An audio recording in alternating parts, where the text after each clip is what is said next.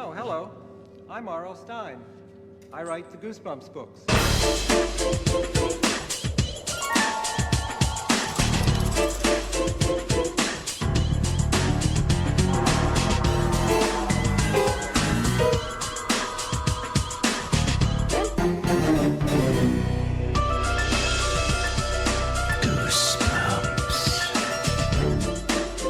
Viewer beware, you're in for a scare.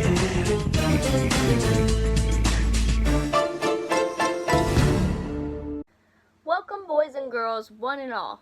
Well, before we begin our shtick, I actually want to address one thing, and that's with Slappy. Today's episode actually deals with Slappy, and he is a big icon in the Goosebumps universe. But here's where I actually had to go into detail with the book. And that's because in this episode, it's Night of the Living Dummy 2 and not the first one. So, what happened? Why did it never air? It was almost like, okay, it was made, like they shot the episode, they had edited it, but it was reportedly too scary for children. Hold on. They let the first episode be about a mask that wreaks havoc and, could cause people harm, and yet they don't let help. They even have him at the beginning, and they don't change him until later on, so I guess they kind of used him for, the first episode and then changed their minds. And let me sum it up for you, since the book, is very relevant here. And also, the cover of the first book, which I'll put around here since I don't have it on me. And also, the one main reason probably is to why they don't want Slappy or they don't want a doll like that on TV is because he strangles a little doggy. Here's the story. Lindsay and Chris Powell are walking through the neighborhood. The two girls decide to inspect a house that is under construction. While searching the garage near the house, Lindsay finds a mysterious ventriloquist dummy and decides to call him Slappy. Lindsay uses her dummy to gain popularity, and Chris becomes jealous. Lindsay decides to start using Slappy for children's acts and birthday parties. Their parents ask the two girls to share the dummy. However, when Chris tries to take Slappy from Lindsay, Slappy hits her in the face. The next morning, Mr. Powell reveals that he has bought a ventriloquist dummy for Chris from a pawn shop. She decides to call him Mr. Woody. Lindsay offers to help Chris improve her act, but Mr. Woody, while being held by Lindsay, begins hurling insults at Chris. Chris assumes that Lindsay is the one speaking, but Lindsay insists that she's not controlling the dummy. That night, Lindsay and Chris hear strange noises coming from inside the house. When they go to investigate, they find Mr. Woody strangling Slappy. When the sisters tell their mother what happened, she doesn't believe them. Time after time, stuff happens with Mr. Woods, both trying to convince their mother that Mr. Woods is responsible for the mess, but she threatens to take Slappy Mr. Woody away if the girls keep insisting that he is alive. While the girls clean up the mess, Lindsay reveals to Chris that she's the one who's been doing all the horrible things. She was tired of Chris being a copycat, so she decided to pull the big prank on Chris. A couple days later, Chris finds a small card in Mr. Wood's pocket that reads the same from the show. After reading the card out loud, Chris thinks she sees Mr. Wood blink. The Powell's elderly neighbors, Mr. and Mrs. Miller, come to visit them. Lindsay and Chris' parents ask their daughters to perform a ventriloquist act for their neighbors. Chris decides to go first, but before she can perform her act, Mr. Woods begins to insult the elderly couple, making fun of their appearance. As a result, Chris is punished. At the concert, while Miss Berman is adjusting the microphone for Chris, Mr. Woods begins to insult the teacher for being overweight. Miss Berman demands an apology, but Mr. Woody responds by spilling a green substance out on the teacher and on the audience, where Chris is suspended from school. Chris locks Mr. Wood in a closet and goes to sleep. Chris is awakened by the sound of footsteps, where she discovers that Mr. Wood is alive. Mr. Wood tells her that she and Lindsay are now his slaves and that the magic words brought him to life. Chris tries to fight the dummy, but Mr. Woods hits her fiercely in the stomach. Chris crawls away from Mr. Woods as she screams for help. Lindsay hears her sister and goes downstairs to find out what happened. While Chris tells her sister that the dummy is alive, Lindsay manages to pin the dummy to the ground and keep him from fleeing while the girl's parents arrive. Mr. Woods stopped moving. Lindsay and Chris try to explain what happened, but their parents refuse to believe the girls. The parents begin to question Chris's mental well-being, suggesting that they should take her to a doctor. The girls tried to decapitate the dummy, but they are unable to harm him. Next, the girls trap Mr. Woody in a suitcase and bury him in the backyard. When the girls wake up the next morning, they discover that Mr. Wood has freed himself. To show how serious he is, Mr. Wood begins to choke Barky, the family dog. The girls chase up the dummy into the path of a nearby steamroller being used for construction at the house next door. Mr. Wood dodges the first steamroller and tells them that both will be his slaves forever, as he doesn't notice the second steamroller and crushes him, as a mysterious green mist rises from the smashed dummy's body.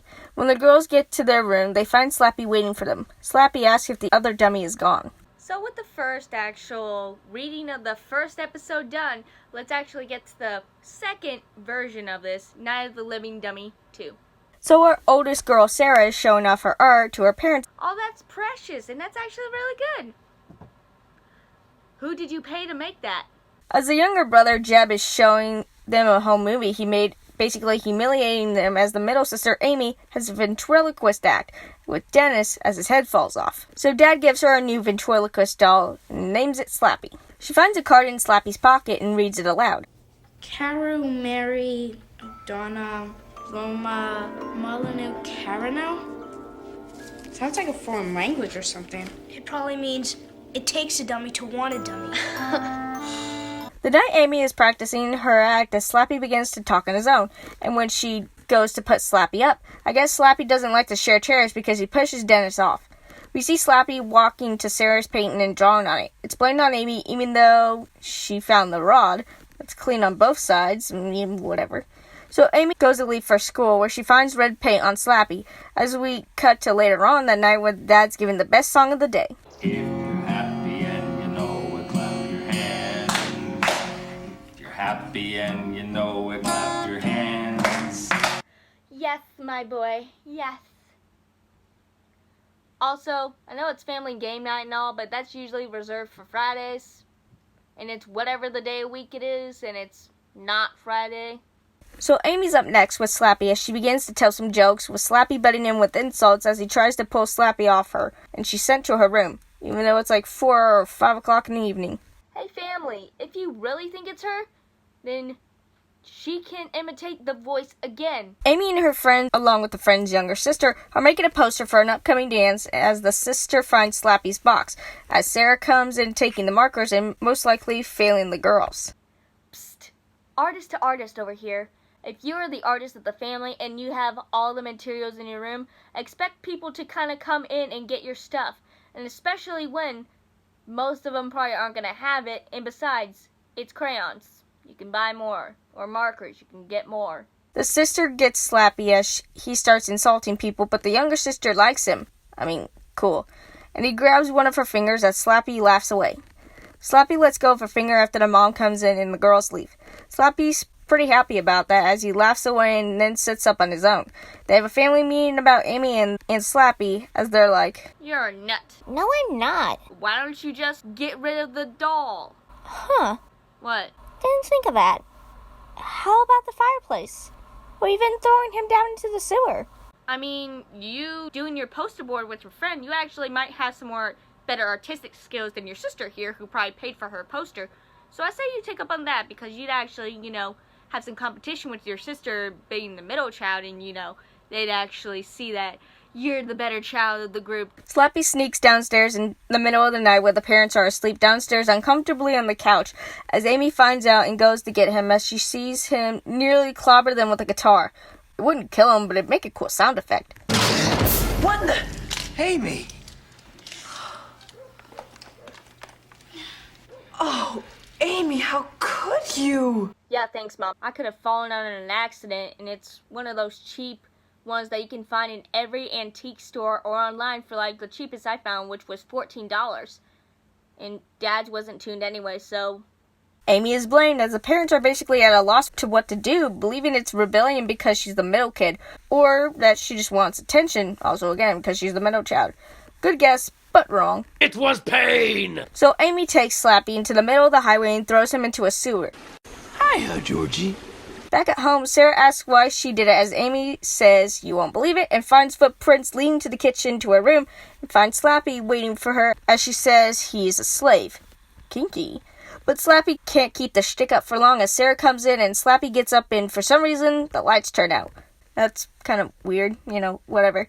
And they make him run for it to the bathroom, where he bothers them for a bit before going to the Jep. My name is Jeff. They gear up. Okay, Amy does, while Sarah gets a flashlight. As Slappy grabs Amy, knocking her over. As he goes to attack, he's knocked over and his head breaks open as the yellow gas comes out. The parents come back as they tell him what's happening because it was Jeb, and he's like, no, I didn't do that. And then we see this Creep Fest.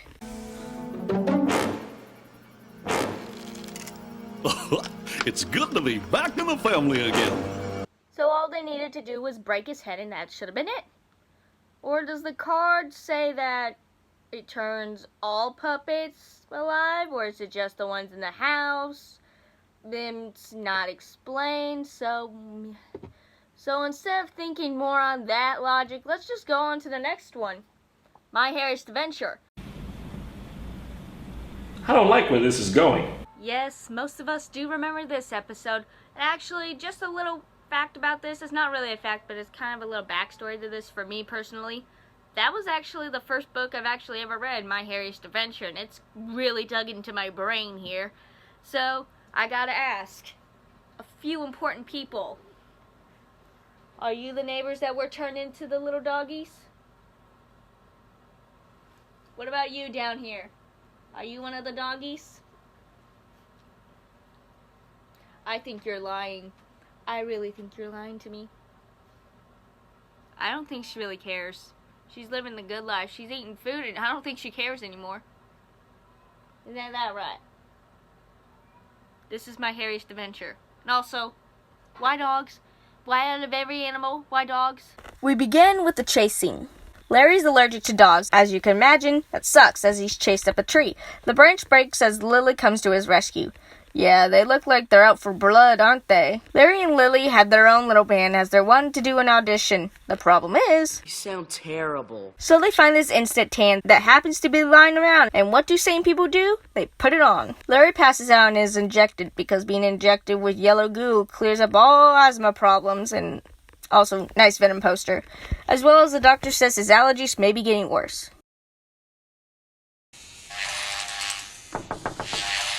Larry? Are you almost done in there? Almost.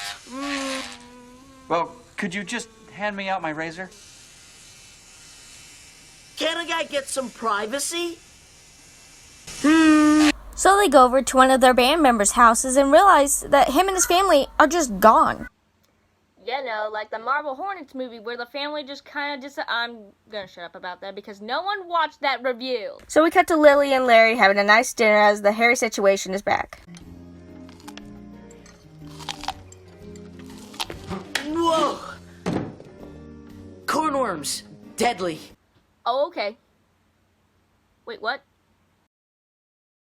So Larry pretends he's sick and goes to the bathroom to look for a razor, to no luck. And he tries to escape, but there are a couple of dogs out as he makes a run for it and making his way home. I had to check and see if there was hair growing anywhere else. Please, there are children. None on my chest. The children! None on my back. And now... The children! I don't think the tanning lotion had anything to do with it. Really? That's unlikely. If tanning lotion could grow hair, we'd have a cure for baldness. So what is causing it? Oh, it's probably some sort of skin irritation. Hear that, everyone? Anyone who's got a hairy back is caused by skin irritation. The next day, however, he wakes up and the hair is gone, and also sees a new dog, calling to him as, guess who it is? Yep, Lily. And weirdly enough, the parents don't know of Lily. Larry tells his parents as they begin to act out, which leads Larry and us to believe that the doctor did something to them or the kids. He races to Jared's house where the band plays, as funny enough, the kid for some reason runs away from Larry because he gets his hairy arms back, and the dad looks at him like, boy, you're weird as hell. And Larry runs home where his parents are oddly okay about their son being a dog now. Yes, now you will definitely have kids with Lisa next door. Actually, maybe that's why. Like, after the first litter is born and they're all adopted, they've turned back to... Actually, think of it like this. Those puppies grow up and then they're adopted. And then whenever they get to a certain month, or like, say, a month or two, they actually turn to little babies. And after the first litter from these dogs, they turn back to human. I have cracked the code, boys. It's only for a little bit, so maybe Lisa just has to deal with one dude and the rest are screwed. Oh no. I just made this a lot darker than it should have been.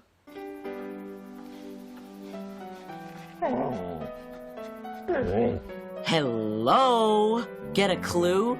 Yeah, Mom and Dad. I want McDonald's. Now this seems familiar. Fuck you! I was kind of close with my theory as the doctor turned them into dogs, even though Larry was allergic, so he could have died. But also, don't forget the two kids' parents just moved away, making them homeless. And the doctor comes over and says he's finished with dogs and now has moved on to cats. Welcome to your new home, Jasper. Jasper? The cat? My Jasper? Excuse me, what? Well, actually, this will be the last of it. Yeah, I know we only have 2 episodes and then a long, boring section of the first book. Whatever. Well, for the season 1 finale of Goosebumps review, we're gonna have it up to 4 episodes. Yeah, you heard me right. 4 episodes, season 1 finale, and that's it. And then season 2 will kind of come here and there, but I think you'll enjoy these ones because I actually put hard time and effort into it. I actually tried for this. That's all I have to say. And actually, I'm running out of ideas because there's a cat walking right towards me right now. And it might be that damn cat from this My Hairless Adventure episode. And it scares me. It scares me. Okay. So, I don't know how to end this at all.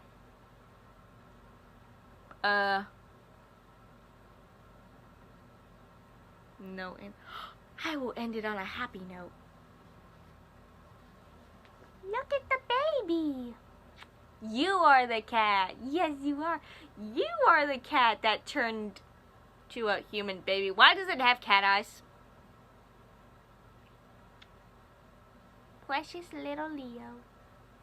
My hair is in my face. This is how I end this episode. Goodbye.